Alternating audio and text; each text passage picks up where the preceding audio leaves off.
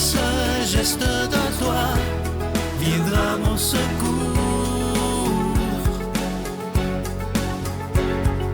Viens semer dans mon âme le grain de l'amour. Je traverse un désert et je meurs de soif. Montre-moi le mystère qui garde la foi. Bonjour, bienvenue à votre émission La Victoire de l'amour en ce mercredi 18 octobre. J'espère que vous allez bien. Aujourd'hui, on se parle d'une prière importante que Thérèse a écrite. Elle est très longue, je vous la lirai pas toute, je vais vous lire la fin. Ça me parle énormément. Pour Thérèse, là, de l'enfant Jésus, être toute petite, l'humilité, de se reconnaître imparfait, avec des défauts, maladroit parfois dans l'amour, maladroit tout court parfois aussi. Donc, de reconnaître notre petitesse. Le mot petitesse, là, il revient vraiment souvent dans les écrits de Thérèse, un peu partout, parce que pour elle, c'est important. Et la prière pour obtenir l'humilité, elle l'a écrit à la fin de sa vie, sa jeune vie, elle est décédée à 24 ans, mais elle a écrit tout ça quand même. Thérèse dit: « Mais Seigneur, ma faiblesse vous est connue. Chaque matin, je prends la résolution de pratiquer l'humilité. Et le soir, je reconnais que j'ai commis encore bien des fautes d'orgueil. À cette vue, je suis tentée de me décourager. Mais je le sais, le découragement est aussi de l'orgueil.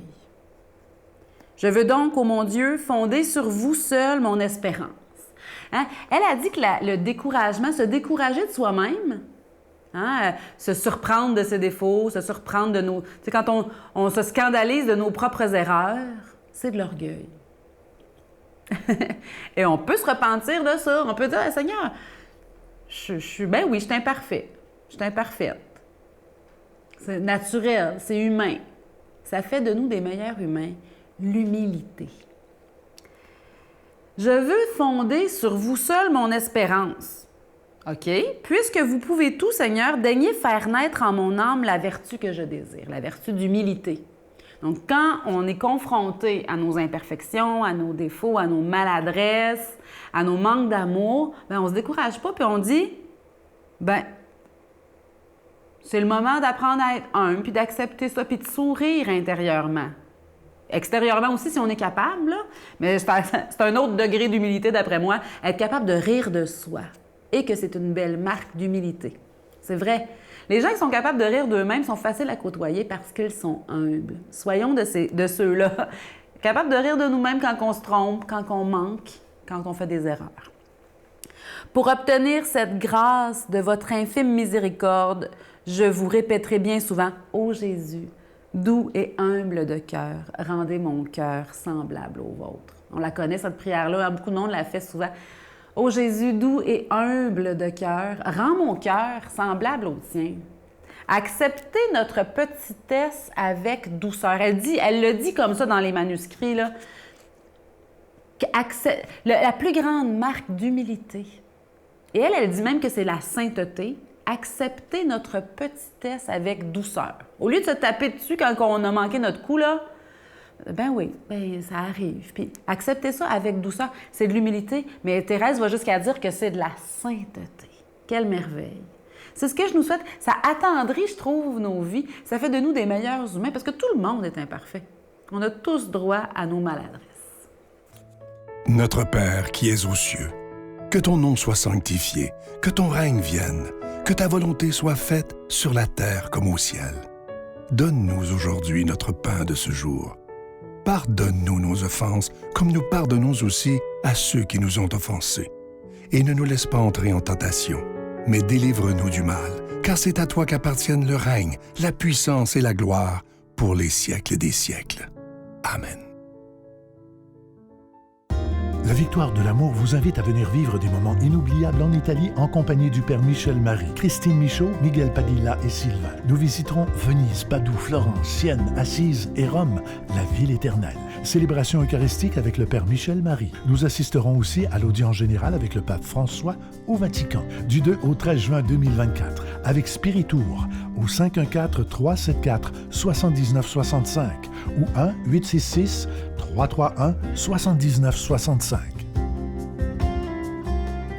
Je suis tellement content de vous parler de ce magnifique cadeau du mois. Je vous en parle depuis quelques semaines. Il s'agit d'une belle exclusivité de la Victoire de l'amour. Et ça a été fait sur mesure pour nous. Il s'agit du pendentif de Sainte Thérèse de l'Enfant Jésus. Ça vient avec la chaîne et comme c'est en acier inoxydable, ça ne ternira jamais. Et à l'endos de ce pendentif, c'est inscrit « Sainte Thérèse de l'Enfant Jésus, priez pour nous ». C'est vraiment de toute beauté, c'est discret, c'est bien fait. Et je vous rappelle que Sainte Thérèse, c'est une des saintes les plus aimées, sinon la plus aimée dans l'Église. Elle l'est aimée dans le monde entier. Imaginez, elle est décédée à seulement 24 ans et avant de mourir, elle a dit ceci: « Je passerai mon ciel à faire du bien sur la terre ». Donc, n'ayons pas peur de prier Sainte Thérèse. D'ailleurs, c'est la sainte préférée de Christine Michaud. Elle en parle régulièrement. Je vous donne l'adresse en vous rappelant que vous recevrez ce pendentif avec un don de 25 $ et si vous en voulez deux, avec un don de 40 $. La Victoire de l'amour, case postale 120, succursale Boucherville à Boucherville, le J4B 5E6, je vous la redonne. La Victoire de l'amour, case postale 120, succursale Boucherville à Boucherville, le J4B 5E6. Également par téléphone, par carte de crédit du lundi au vendredi de 8h30 à 16h30 dans le 514-523-4433, 523-4433 ou sans frais le 1-888-811-9291, 1-888-811-9291 et aussi sur notre site Internet. Vous savez que c'est une façon très rapide, sécuritaire et efficace de faire votre don. C'est le www.lavictoiredelamour.org. Et je vous rappelle également, si vous voulez vous procurer le dernier livre de Christine Michaud, « Que ferait l'amour » ou mon dernier livre, « Mise en forme de l'âme », c'est toujours disponible. Merci de tout cœur.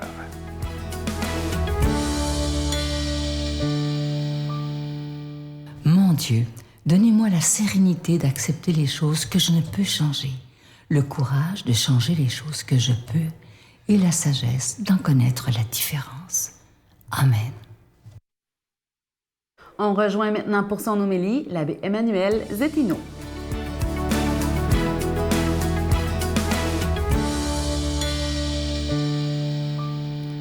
Le Seigneur soit avec vous. Évangile de Jésus-Christ selon saint Luc. Parmi ses disciples, le Seigneur en désigna encore 72, et il les envoya deux par deux devant lui dans toutes les villes et localités où lui-même devait aller. Il leur dit: « La moisson est abondante, mais les ouvriers sont peu nombreux. Priez donc le maître de la moisson d'envoyer des ouvriers pour sa moisson. Allez, je vous envoie comme des agneaux au milieu des loups. N'emportez ni argent, ni sac, ni sandales, et ne vous attardez pas en salutations sur la route. Dans toute maison où vous entrerez, dites d'abord « Paix à cette maison ». S'il y a là un ami de la paix, votre paix ira reposer sur lui. Sinon, elle reviendra sur vous. Restez dans cette maison, mangeant et buvant ce que l'on vous servira, car le travailleur mérite son salaire. Ne passez pas de maison en maison. Dans toute ville où vous entrerez et où vous serez accueillis, mangez ce qu'on vous offrira. Là, guérissez les malades et dites aux habitants: le règne de Dieu est tout proche de vous. Acclamons la parole de Dieu. Je reviens sur un verset, celui qui dit « Ne vous attardez pas en salutation sur la route ». C'est quelque chose qui me fait sourire parce que souvent, à la paroisse, mes parents me disaient « Avec Emmanuel, on ne sait jamais à quelle heure il va sortir de l'église ». Parce que souvent, justement, une fois que la messe est finie, on jase, et puis finalement, on ne calcule même pas le temps. Ici, le Seigneur nous dit, ne vous attardez pas dans les salutations, parce que justement, souvent, quand on est dans un milieu où on parle de Dieu, où tout le monde croit déjà en Dieu, c'est beaucoup plus facile de parler de Dieu. Parce qu'on sait qu'on va être bien reçu, parce qu'on sait qu'il y a ce dénominateur commun où est-ce qu'on peut tous jaser de la même chose et il n'y a aucun problème. Mais quand on sort à l'extérieur, c'est là où le défi parfois commence. Quand les gens autour de nous ne connaissent peut-être pas Dieu ou ne connaissent pas notre langage de foi, ou quand il y a justement des croyants qui adhèrent à d'autres religions. C'est là où, comment est-ce que nous interagissons avec eux? Comment sommes-nous capables de parler et de vivre et de malgré tout donner témoignage de notre foi? Je vous raconte une anecdote qui m'est arrivée. J'étais au Parc La Fontaine, en plein centre de Montréal, et je devais me rendre pour 11 heures à la messe. Alors, j'ai été incapable de me rendre en autobus, donc ce que j'ai fait, j'ai tout simplement commandé un Uber. Comme vous savez, les Uber, on ne peut pas demander qui on a comme chauffeur. C'est la vie qui décide. C'est M. Uber qui le décide. Alors, je suis rentré dans le Uber et le chauffeur d'autobus, le chauffeur de Uber, la première chose qu'il m'a dit, ça a été « Je suis content parce que je reçois un homme de Dieu à bord. » Alors, c'est certain, lui, il l'avait vu, c'était quand même évident. Et puis là, on a commencé à jaser. Donc, il m'a dit que lui était musulman et qu'il avait eu l'opportunité de déjà embarquer un prêtre et que c'était la 2e fois et qu'il était heureux. Et on a commencé à parler de foi et de Dieu. Et on s'entend, je me rendais à la messe pour 11 heures à l'île des Sœurs et on parlait tellement qu'il a manqué la sortie de l'île des Sœurs. Alors, on s'est retrouvés à traverser le pont Champlain au complet et de revenir après. Mais on continuait à parler de Dieu.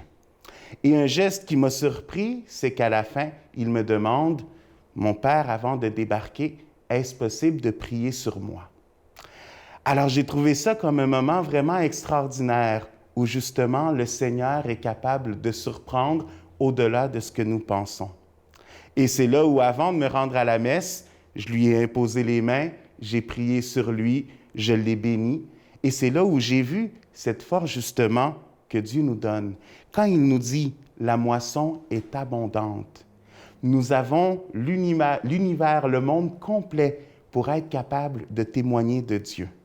Et parfois, nous nous limitons nous-mêmes à notre petite paroisse ou à notre petite communauté. Alors que dehors, il y a tous ces endroits où nous pouvons témoigner de Dieu. Le Seigneur m'a donné cette opportunité-là, mais c'est là où il faut être attentif pour être à l'écoute et voir comment est-ce que le Seigneur veut que nous lui donnons ce message à tous ces cœurs qui sont dans le besoin.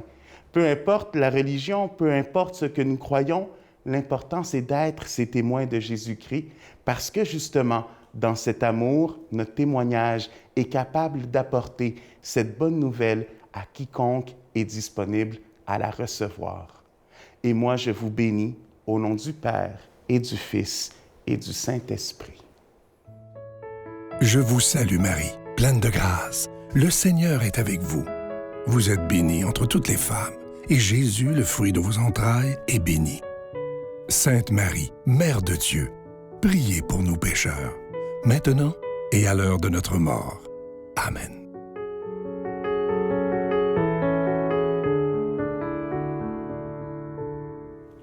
Vous le savez maintenant, le cadeau du mois de la victoire de l'amour, c'est cette médaille de Thérèse de l'Enfant Jésus en acier inoxydable, déjà bénie. Ça vient avec la chaîne. Comme c'est en acier inoxydable, ça ne ternira pas. Et c'est pour nous rappeler, à l'endos de la médaille, c'est écrit Sainte Thérèse de l'Enfant Jésus, priez pour nous.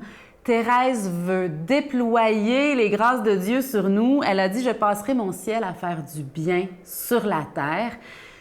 Merci pour vos dons. En échange de ce cadeau, ça aide la victoire de l'amour à proclamer la bonne nouvelle de l'amour de Dieu à la télévision. Quelle merveille, quelle grâce, quel cadeau on a de pouvoir vivre ça ensemble. Ça nous permet de vous soutenir votre prière, soutenir votre espérance au quotidien, déployer l'amour de Dieu dans notre monde. Bonne journée. Et la seule parole que j'étais capable de dire, c'est « on ne meurt pas et on revoit ceux qu'on aime ». Et cette certitude-là ne m'a jamais lâché.